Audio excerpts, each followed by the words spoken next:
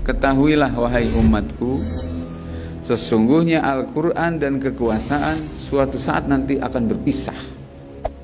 Sayaf tarikoni, pakai sin tanpis. Artinya apa? Pada saat Rasulullah bersabda, kekuasaan dan Quran itu menyatu. Dan kekuasaan dengan Quran menyatu berjalan 13 abad lebih selama khilafah eksis. Ketika khilafah runtuh tahun 24, berpisahlah kekuasaan itu dari Al-Quran. Apa yang disabdakan oleh Nabi nyata, karena Nabi tidak berkata berdasarkan nafsu, melainkan berdasarkan wahyu. Wa ma yantiqu 'anil hawa in huwa illa wahyu yuha. Cek Nabi, ketahuilah sesungguhnya kitab suci Quran dengan kekuasaan akan berpisah. Ketika berpisah, apa kata Nabi? Fala tufarikul kitaba. Kamu jangan berpisah dengan kitab. Lebih baik berpisah dengan kekuasaan. Jadi oposisi dengan penguasa yang sekuler. Jangan kamu oposisi melawan Quran. Karena sieun lapar teh ya. Sieun lapar, sieun teu seubeul, sieun teu beunghar. Akhirna ngabelaan deket jeung kekuasaan. Padahal konsekuensinya adalah berseberangan, jadi oposisi terhadap Quran. Karasa teu? Karasa teu? Masya Allah. Cek Nabi, ketika kalau kalian mengalami zaman itu, kitab suci Quran berpisah dengan kekuasaan, dengan negara, kau harus ada di Quran. Tapi memang air sikona. Apa resikonya? Lihat kata Nabi, satu persatu oleh Nabi dijelaskan, dan satu persatu nyata apa yang disabdakan Nabi itu. Apa kata Nabi? Ala innahu sayakunu alaikum umara yaqduna li anfusihim ma la yaqduna lakum. Nanti akan ada para umaro, ya, para penguasa dengan dalih menegakkan hukum, tapi hukumnya selalu memenangkan untuk mereka dan golongannya. Tidak pernah berpihak untuk kebaikan kalian, tapi untuk kebaikan dan keuntungan mereka saja. Ya, yaqduna li anfusihim ma la yaqduna lakum. Satu. Berikutnya nih, kata Nabi, in asaitumuhum qatalukum.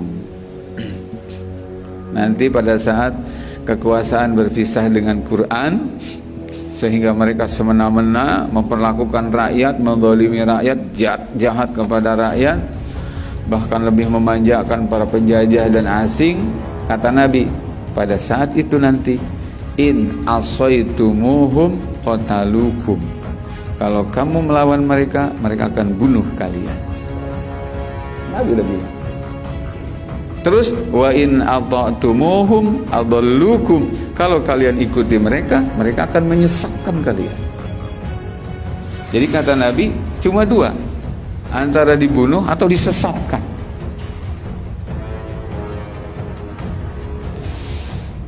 Ngelawan dibunuh, mengiyakan jadi sesat. Tuh, pilihan. Bagi orang yang beriman, dia tidak akan berpikir cuma dunia, akhirat. Terus sahabat bertanya, ini penting banget dia. Hadis ini menjawab situasi hari ini kita masih bagaimana? Nyata. Nabi ditaruh oleh sahabat, qaulu ya Rasulullah, kaifa nasna'u? Apa yang kami lakukan pada zaman itu? Kami melawan, dibunuh.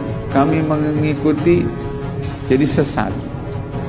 Sesatnya itu bahkan sampai ke akidah loh.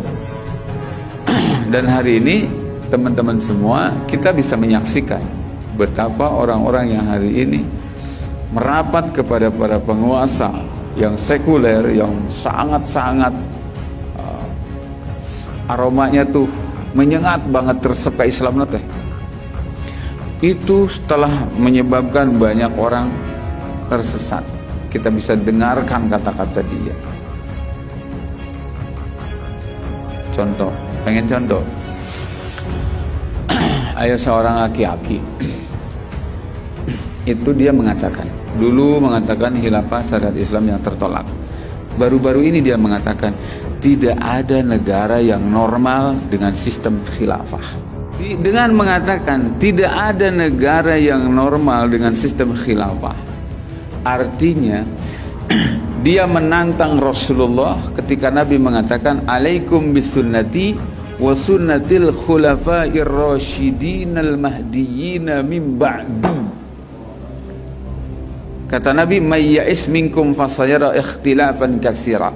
Hai sahabat-sahabatku, siapa yang nanti panjang umur setelah aku meninggal nih, kalian panjang umur, kalian akan menyaksikan perikhtilafan yang banyak di tengah umat ini. Semua mengklaim Islam.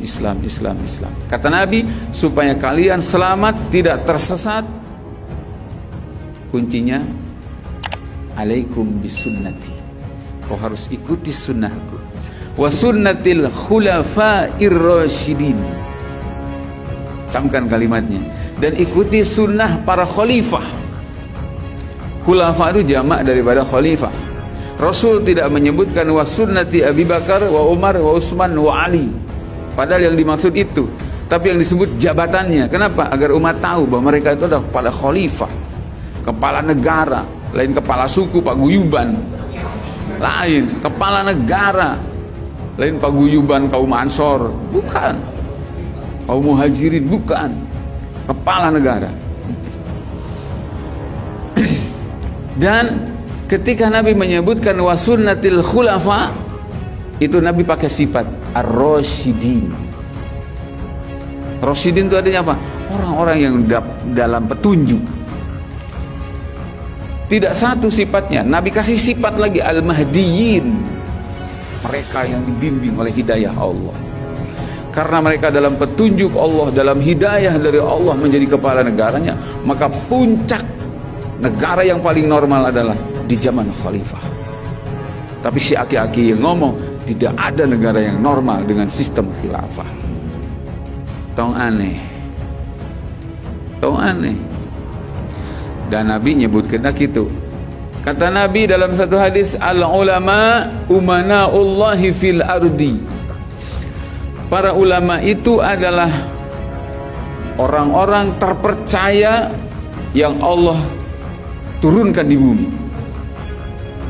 Ulama itu adalah sejatinya, aslinya ulama itu adalah makhluk-makhluk kepercayaan Allah. Umanaullahi fil ardi malam yukhalitu as-sultan, selama mereka tidak banyak campur dengan penguasa. Nabi yang bilang. Jadi lamun terlengket jeung para penguasa, dia bisa dipercaya. Mereka adalah kepercayaan Allah di bumi. Selanjutnya kata Nabi, fa in khalatu, kalau mereka itu sudah campur baur dengan penguasa, apalagi menjadi bagian dari penguasa itu, Nabi yang bilang, khanu, mereka pasti menjadi pengkhianat Allah.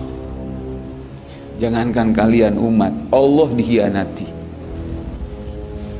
Rasul dikhianati. Sehingga Rasul mengatakan khulafaur rasyidin, para khalifah yang terbaik hidup dalam hidayah, dia katakan tidak normal. Artinya Abu Bakar, Umar, Utsman itu normal, terbalik, sarojeng gitu eta nyebutnya. Brengsek, sarojeng gitu nyebutnya. Ya Allah, ya Rabb, ya Karim. Itu yang disebut apa? Kata Nabi. Cuma dua menghadapi situasi gending seperti ini. Kau taat, kau melawan, kau diperangi. Kau taat, kau disesatkan. Paham? Sahabat bertanya, ya Rasulullah, apa yang harus kami lakukan? Jawaban Nabi, kama sona ashabu Isa bin Maryam. Kau harus berbuat sebagaimana para sahabat Nabi Isa bin Maryam. Kenapa? Nusyiru bil manashir. Mereka itu karena keimanannya, oleh orang kafir sampai digergaji. Wa humilu 'alal khashab, dicincang-cincang. Kau harus seperti mereka, kata Rasulullah. Mautun fi ta'atillah khairun min hayatin fi maksiatillah. Mati karena taat kepada Allah itu yang berharga dibandingkan hidup dalam maksiat kepada Allah. Bisa disimpulkan? Bisa disimpulkan jemaah sekalian? Nah, itu hadis Nabi riwayat Imam At-Tirmidzi.